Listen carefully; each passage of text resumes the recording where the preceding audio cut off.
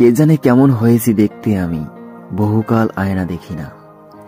ভালোবাসার স্বাদ ভুলে গেছি, অনেক দিন নিজেকে ভালোবাসি না। আমার একটা রোগ হয়েছে, রোগের নাম ভালোবাসাহীনতা। লোকে নয়, বরং আমি নিজেই আমাকে ভালোবাসি না।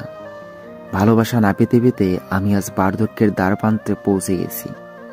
আর বুঝতে পেরেছি, যে নিজেকে ভালোবাসে না তাকে ভালোবাসাটা অন্যায়। আর এই অন্যায় করে অপরাধী হতে চাইনি কেউ, আমায় ভালোবাসেনি কেউ। আমি ভালোবাসিনি আমায়, নিশ্চয়ই আমাকে ভালোবাসা অন্যায়।